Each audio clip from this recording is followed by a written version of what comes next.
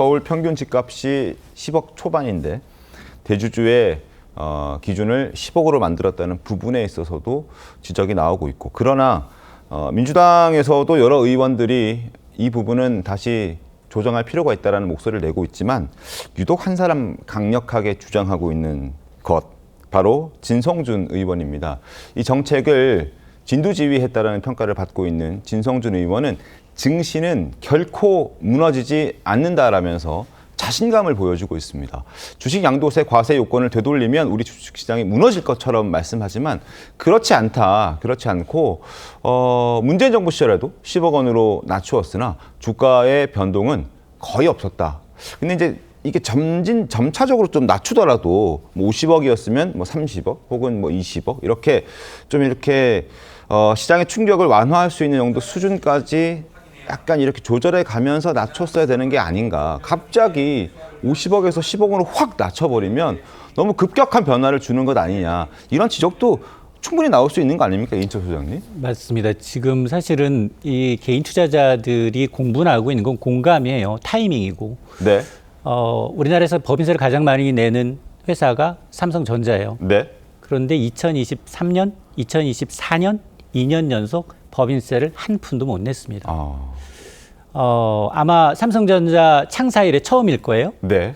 그래서 사실은 증세라는 건 경기가 좋을 때 하는 게 맞습니다. 경기가 좋을 때 세금을 더 걷어서 부의 재분배, 그리고 과시형평성 측면에서 되돌린다. 다 이제 취지는 맞지만 지금 글로벌 추세는 경기가 너무 안 좋기 때문에 감세 추세로 가고 있는데 그걸 역행하고 있다는 겁니다. 거기에다 주식 지금 세금은 글로벌 스탠다하고 완전히 정반대로 가고 있다라는 게 전 세계적으로 선진국들은 거래세는 통행세, 네. 통행세는 받지 않습니다. 왜 삼성전자 투자해서 손해를 냈는데 왜 내가 세금을 더 내야 됩니까? 라는 논리. 하지만 소득이 있는 곳에 세금이 있다라는 논리로 대부분 양도차익, 금융투자소득세나 주식 양도세에 대해서는 과세를 합니다. 근데 이전 정부가 여야 합의로 그냥 금융투자소득 없앴어. 그러니까 그에 대한 벌충으로 증권거래세는 올리겠다라고 하니까 증권거래세 75%는 개인 투자자들이 되거든요. 네. 그러니까 굉장히 지금 우리가 이제 역행하고 있다는 것도 문제여서 아마 저는 가장 걱정되는 게 이번 이제 관세 타결이 됐잖아요. 네. 우리 국내 굉장히 좋은 제조업 일자리 다 미국으로 갈 수밖에 없어요. 미국에 지금 2차 전지 배터리 공장이 15개 지어지고 있고요. 반도체 공장이 2개, 철강 공장이 1개, 네. 자동차 공장이 1개 지어지고 있습니다. 이게 젊은이들이 가장 원하는, 가장 좋아하는 제조업 일자리가 다 넘어가면서 공동화 현상이 나타나고 있어요. 우리나라 제조업의 평균 영업이익이 8%인데 여기에 15% 상호관세로 인해서 더 줄어들어요. 자, 이런 것이 나타나게 되면 국내에서 누가 더 투자를 할 것인가에 대해서 심각하게 고민할 필요가 있어 보입니다. 알겠습니다. 자, 진성준 의원에 대한 비판의 목소리가 커지고 있는데 과거 본인은 주식을 해본 적이 없다라고 했던 발언도 다시 회자가 되고 있습니다. 주식도 해보지 않은 사람이 이거 정책으로 내서 그렇다면 운전면허 없는 사람이 교통정책을 만드는 것 아니냐 이런 지적들이 나오고 있는 겁니다. 자, 과거 발언 들어보시죠. 저는 이제 사실 주식 투자를 하지 않기 때문에 실제적인 양태는 잘 모르겠습니다. 그래요? 네네. 때로는 정치적 반대가 부담스러워도 책임지고 해야 됩니다. 그게 정치인의 사명이죠. 네. 이 한 나라의 정책을 좌지우지할 수 있는 이만큼 중요한 정책을 세제 개편안을 내면서 주식을 해보지 않은 사람이 저런 사람 정책을 만들었다라는 부분에서 비판의 화살, 비난의 화살이 지금 진성준 의원을 향해서 날아가고 있는 겁니다. 정우상 논설위원 어떻게 보셨습니까?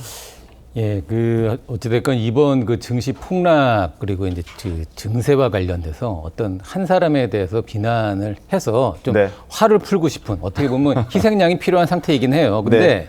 사실 이번 정부의 증세안 정부에서는 부자 증세라는 말을 쓰고 정상화라는 말을 쓰지만 증세는 무슨 말을 붙여도 네. 증세입니다. 그리고 이번 증세의 핵심은 이재명 대통령 신정부와 네. 당이 합의를 한 거예요.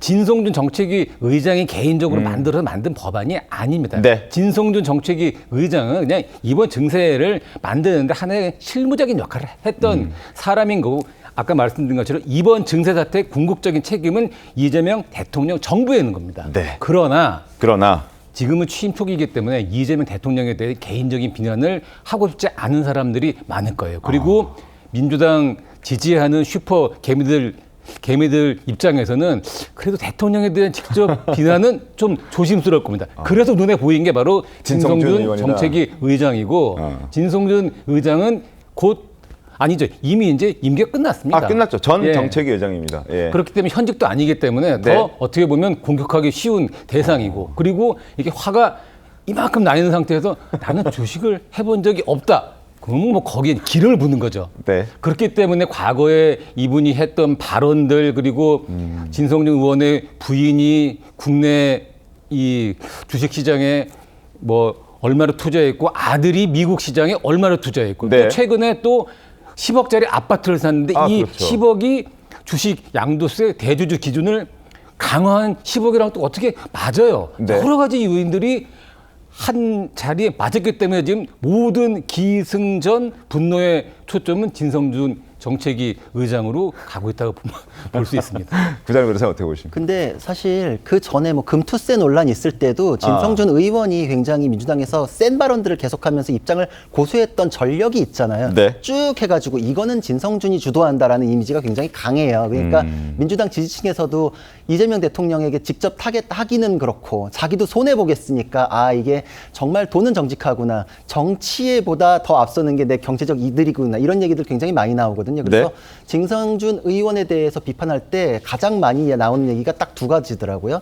무식한 사람이 신념을 가지면 위험하다. 아하. 책을 한 권도 안 읽은 사람보다 책을 한 권 읽은 사람이 더 위험하다. 그러니까 뭐 무식하다 이런 게 아니라 비유적으로 얘기하는 건데 네네. 진성준 의원이 가장 그런 비판을 받는 이유는 주식도 안 해본 사람이 신념을 갖고 있으니 이게 지금 나라의 주식에 대한 정책을 저 사람 입에 좌우되게끔 하는 게 우리 운명을 저기 맡겨도 돼? 라는 게 용납이 안 되는 거죠. 지금 저거에 대해서 충격을 이미 줬어요. 네. 피해를 준 거잖아요. 그래 놓고서 지금 뭐 방향은 맞았다. 취지는 맞았다. 이렇게 할 게 아닌 게 5살짜리한테 7살짜리 옷 갖다 입혀놓고서 방향은 맞았다라고 주장하면은 사람들이 황당하죠. 지금 필요한 그 옷 입히라는 거예요. 지금 이 시장에 대해서 분석이나 상황 판단이 네. 제대로 안 됐다. 시장에 충격을 주고 지금 이렇게 되고 나면은 여기서 손 빼야지라는 생각이 들잖아요. 이미 그러면 국장이 망가지는 거예요. 이미 충격을 주고 취지는 맞았다? 그렇게 무책임할 수가 있습니까?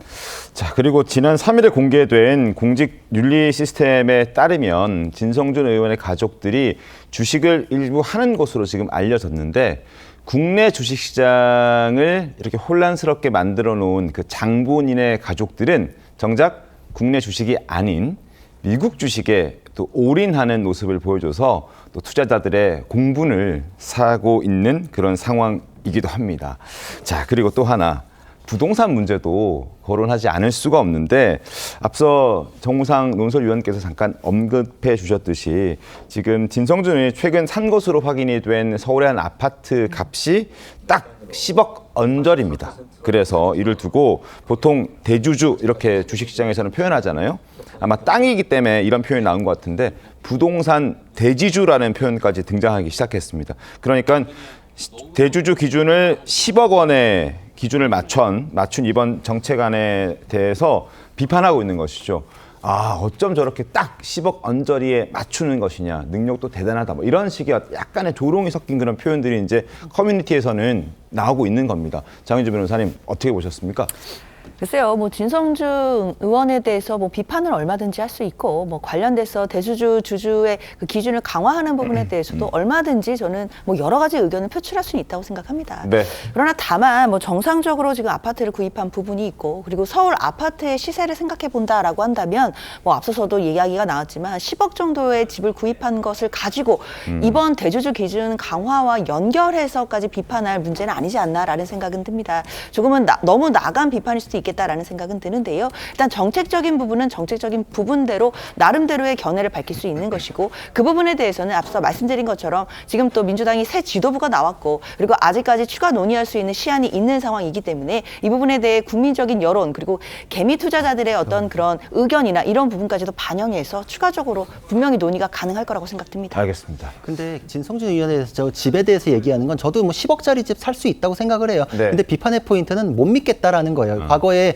문재인 정부 때도 집값 잡는다 그러다가 토론 딱 끝나고서 불 꺼지는 줄 알고 혼자서 집값 안 잡히는 거 다 알잖냐 이래가지고 굉장히 그때 비판 많이 받았잖아요. 그러니까 그렇죠. 겉다르고 속다르다. 지금 나와가지고 하는 얘기 믿을 수 있겠느냐라는 건데 진성준 의원은 최근에 그랬어요. 능력 안 되는데 빚내가지고 집 사는 게 맞냐라는 얘기도 했었거든요. 빚내서 집 사지 말라는 메시지 냈잖아요. 근데 본인은 지금 빚내가지고 집을 사셨거든요.